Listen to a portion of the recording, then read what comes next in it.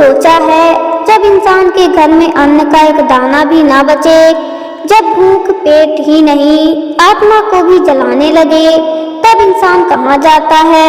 आज की कहानी ऐसे ही एक व्यक्ति की है जो अपनी भूख मिटाने जंगल जाता था, लेकिन उसे वहाँ सिर्फ भोजन नहीं भगवान का साक्षात अनुभव मिला। इस कहानी को अंत तक सुनना, क्योंकि हो सकता है इसके बाद आपका भगवान पर भरोसा पहले से कहीं ज्यादा गहरा हो जाए। बहुत समय पहले की बात है, मध्य भारत के एक छोटे से गांव में हरिदास नाम का एक व्यक्ति रहता था। घर क्या था, मिट्टी की दीवारें, टूटी छप्पर और अंदर खाली चूल्हा। हरिदास कोई आलसी आदमी नहीं था, वह ईमानदार था, पर किस्मत उससे रूठी हुई थी। पत्नी बरसों पहले बीमारी से चली गई थी, बच्चे पैदा होते ही मर गए। अब घर में था तो सिर्फ हरिदास और उसकी भूख। कई कई दिन ऐसे ही गुजरते जब उसके घर चूल्हा जलता ही नहीं। वह रोज भगवान के सामने हाथ जोड़कर कहता, हे नारायण, अगर यह जीवन तुम्हारी ही देन है तो इसे जीने लायक भी बना दो प्रभु। लेकिन भगवान चुप रहते। जब गांव में काम नहीं मिलता, जब किसी के घर से एक मुट्ठी आटा भी नहीं मिलता, तब हरिदास जंगल चला जाता। वह जंगल में कंदमूल, फल, जंगली साग, लता, कभी कभी तो पेड़ों से गिरे फल ही उसका सहारा बनते। गांव वाले कहते, अरे ये तो जंगल का जानवर बन गया है। लेकिन उन्हें क्या पता था कि जंगल ही उसका अन्नदाता था। हरिदास जंगल जाते समय हमेशा अपने मन में भगवान का नाम जपता, राम राम। भूख से पेट ऐंठता, पर नाम जप नहीं रुकता।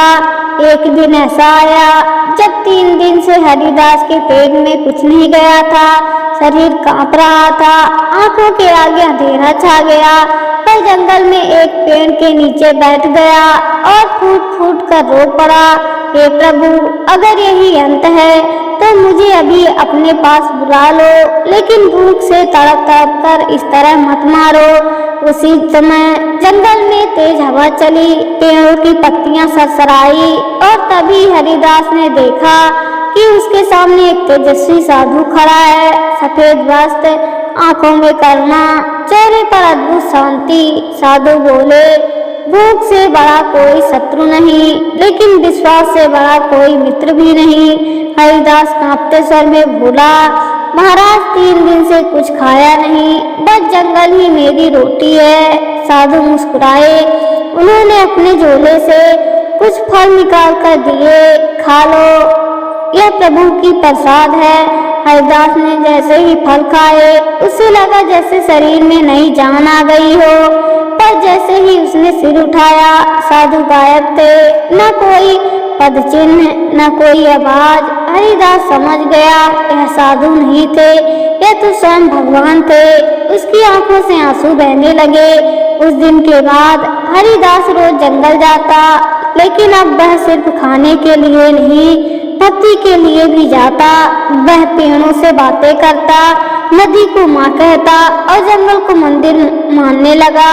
वह कहता, जहाँ भूख मिटे और मन को शांति मिले वही तो तीर्थ है। लेकिन गांव वालों को अब भी कुछ समझ नहीं आ रहा था। एक दिन गांव में भयंकर सूखा पड़ा, अनाज खत्म होने लगा, लोग भूख से परेशान होने लगे।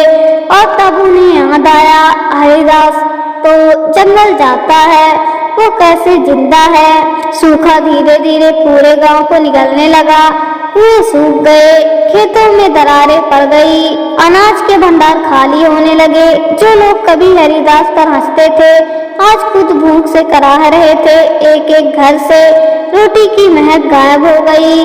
और तभी किसी ने कहा, अरे हरिदास तो आज भी जिंदा है, वो जंगल जाता है, जरूर उसे कुछ पता होगा।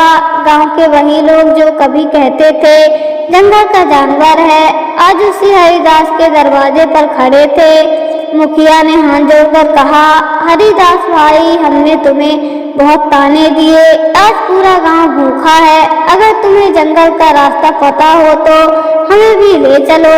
हरिदास की आंखें भर आई। उसने कहा, मैं रास्ता जानता हूँ, लेकिन वहाँ अहंकार नहीं, सिर्फ भी विश्वास चलता है। अगले दिन हरिदास पूरे गांव को जंगल लेकर गया। वह उसी पेड़ के पास रुका जहाँ उसे साधु के दर्शन हुए थे। उसने सबको कहा, यह जंगल सिर्फ खाने का स्थान नहीं, यह भगवान का घर है। यहाँ कोई लालच नहीं करेगा, जितनी जरूरत हो उतना ही लेगा। जो नियम तोड़ेगा जंगल उसे कुछ नहीं देगा। सबने सिर हिलाया। जैसे ही लोगों ने भक्ति भाव से हाथ जोड़े, पेड़ों से फल गिरने लगे, झाड़ियां में कंदमूल दिखने लगे, सूखी नदी में पानी टपकने लगा। लोग रोने लगे, हे भगवान, हमने तुम्हें भूख में ही याद किया। हरिदास शांत खड़ा था। उसके होठों पर बस एक ही नाम था, राम। लेकिन हर कहानी में एक परीक्षा होती है। गांव के दो लोग छिपकर ज्यादा फल तोड़ने लगे। अचानक उनके हाथ कांपने लगे, पैरों में दर्द उठने लगा। जंगल में अजीब आवाज गूंजने लगी। डर से भी चिल्लाने लगे, माफ कर दो प्रभु। हरिदास ने ऊंची आवाज में कहा, जंगल भगवान का है, यहाँ धोखा नहीं चलता। उन्होंने क्षमा मांगी, तभी दर्द खत्म हुआ। धीरे धीरे गांव की हालत सुधरने लगी। लोग रोज जंगल जाते और नियम से भोजन लाते। एक दिन मुखिया बोला, हरिदास, तुम हमारे गुरु हो, हमारे साथ गांव में रहो। हरिदास मुस्कुराया, मैं गुरु नहीं, मैं तो बस भूखा था। भूख ने मुझे जंगल तक पहुंचाया और जंगल ने मुझे भगवान तक। एक रात हरिदास उसी पेड़ के नीचे बैठा। उसी साधु का पुनः दर्शन हुआ। साधु बोले, अब तुम्हारी परीक्षा पूर्ण हुई। हरिदास रो पड़ा, प्रभु मुझे कुछ नहीं चाहिए, बस यह विश्वास बना रहे।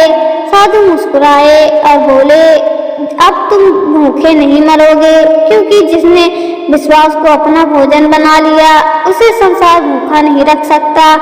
और साधु अंत ध्यान हो गए। कुछ वर्षों बाद हरिदास ने शरीर त्याग दिया, लेकिन जिस स्थान पर वह बैठता था वहाँ आज भी लोग जाते हैं। लोग कहते हैं, जो सच्चे मन से मांगता है उसे यहाँ कभी खाली हाथ नहीं लौटना पड़ता। वह जंगल अब तीर्थ बन चुका था। भूख शरीर की होती है, लेकिन समाधान आत्मा से मिलता है। जहाँ विश्वास होता है वहाँ भगवान स्वयं मार्ग बनाते हैं। लालच से लिया गया भोजन पेट भर सकता है, लेकिन आत्मा को भूखा रखता है। दोस्तों, अगर यह कहानी आपको पसंद आई हो तो समझ लीजिए कि भगवान ने आप तक यह संदेश पहुंचाया है। याद रखिए, जब सब रास्ते बंद हो जाएं, तब विश्वास का रास्ता जंगल से भी होकर निकल जाता है।